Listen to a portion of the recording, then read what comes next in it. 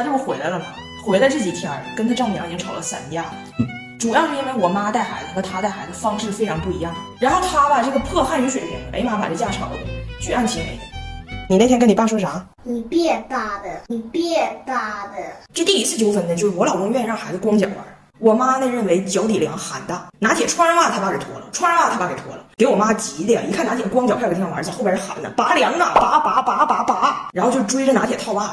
我老公就问我说：“这个888不是你家 WiFi 密码？咱妈这是什么癖好呢？怎么一着急就喊 WiFi 密码呢？就他认为他这个888的 WiFi 密码还不够羸弱吗？跟所有的烧烤店都串联了，他还要喊别人才知道吗？”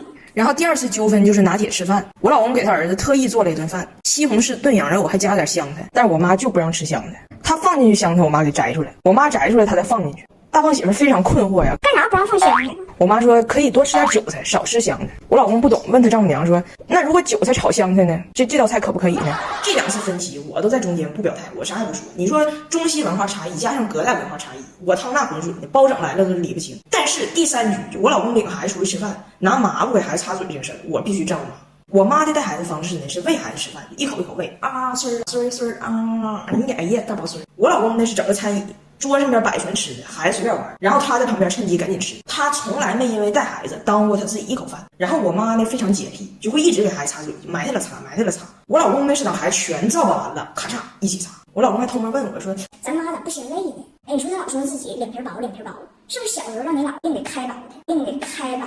这倒也没事，勤他不勤他的都没毛病。关键是我老公等我女儿吃完饭，拿起饭店桌子上的抹布，咔嚓上就搓。你说面对我女儿这张脸，他是咋下手的呢？就拿铁的小嫩脸也被他这么搓，像铁杵要磨针似的。怪不得烦他爸。你说那抹布一股蒜味，给我儿子擦的蒜香拿铁，那也太埋汰了。我说你呀，给他用这个全棉时代的婴儿超柔纯棉柔巾，零化纤、零木浆、零荧光增白剂，还获得了医护级认证，那给孩子用才真安全放心。只有这种100%黏糊做的棉柔巾，才能做到在土壤里3个月自然降解。而且人家为了践行环保，还特意新出的零塑纸盒包装，绿色低碳很重要，人家说到做到，就给翟欧达和拿铁他们将来面对的未来地球减轻点负担。因为它添加了进口乳霜，摸起来好柔软的，就特别适合婴儿小孩娇嫩的皮肤，边擦边保湿补水，不用担心干燥起皮，老软和。大胖媳妇最近鼻炎犯了，每个月几天敏感的时刻，老想偷用这个棉柔巾，但是你们说她配不配得上呢？今年的中秋节，他说他要承办，说感觉现在的节日气氛太淡了，他今年要担起这个文艺复兴的重任。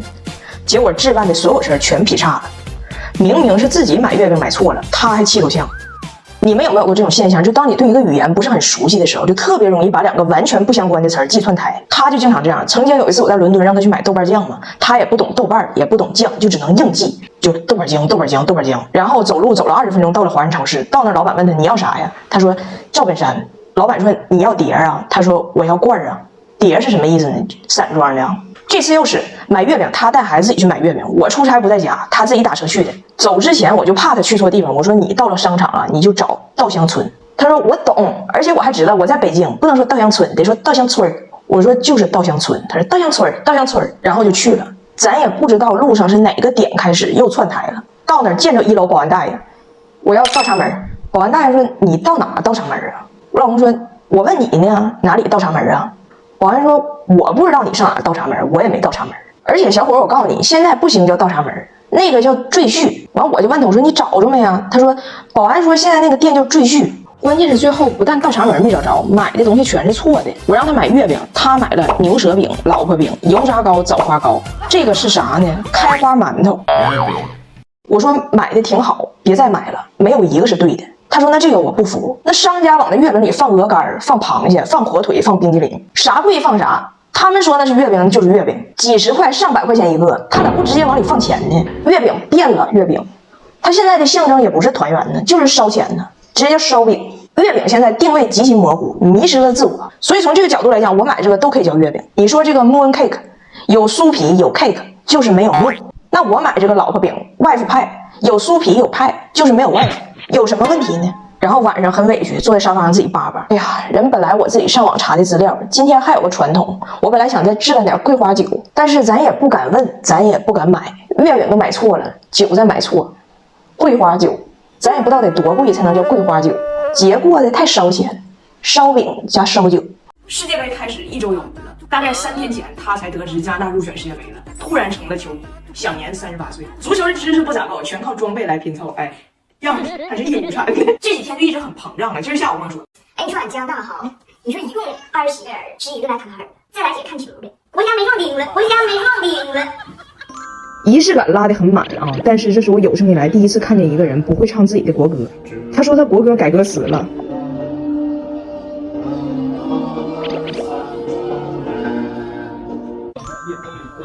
但我觉得你狂归狂，人家克罗地亚人上一次亚军，你们来怎么说呢？就是别人管了 Q 了，你进了，加拿大进了，黄白是加拿大，红白是克罗地亚，这回你们穿的是黑色儿，黑色儿啊，真的不贵，可以跟你玩玩。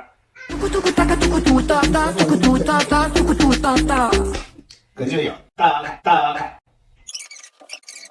A few moments later.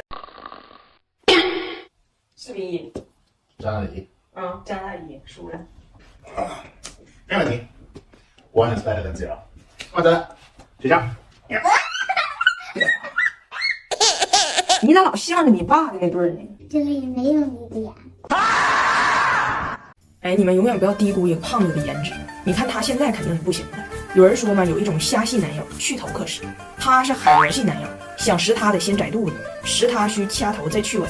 但实话实说，他以前的颜值咱说，嘿我够用还带拐弯。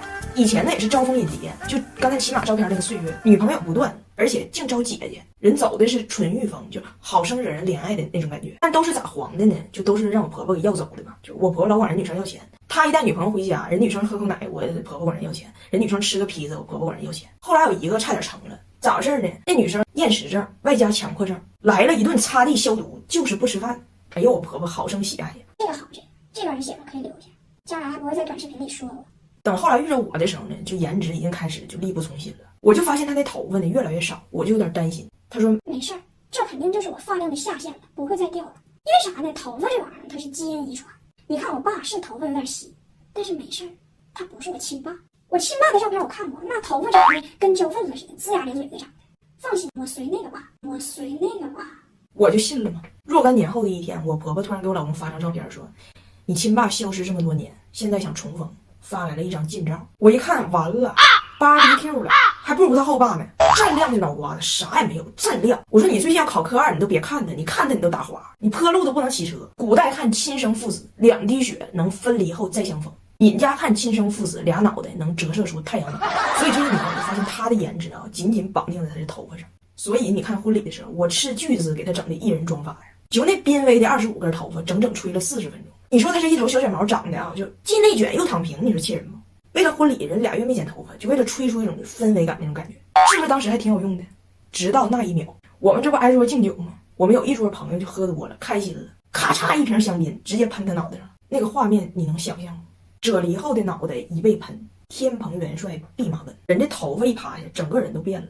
我们敬第一圈酒的时候，别人说，哎，你说彩楠对象找的年轻带劲呢。等我们第2圈敬酒的时候，哎妈，还是刚才那人吗？哎，都说外国人老得快，咋这么快呢？我呢，为了拯救一下大胖媳妇的氛围感，决定吸取一下当年婚礼的先进经验，从头开始，就用这款 KONO 轻盈控油洗发水，泡沫嘎嘎多，洗起来又清爽又舒服。一般控油的洗发水肯定洗完会干，但他家添加了护肤级的保湿成分，洗完一点不干涩，顺滑轻盈有光泽呀。最重要的是蓬松效果好，头发根根分明。就他这种底子的，都把发量显得贼多，他都能洗成这样，你说这个 KONO 小黑瓶是有多胖？我的海螺系男友直接从弼马温洗回了天蓬元帅，我觉得他后爸也可以整一个。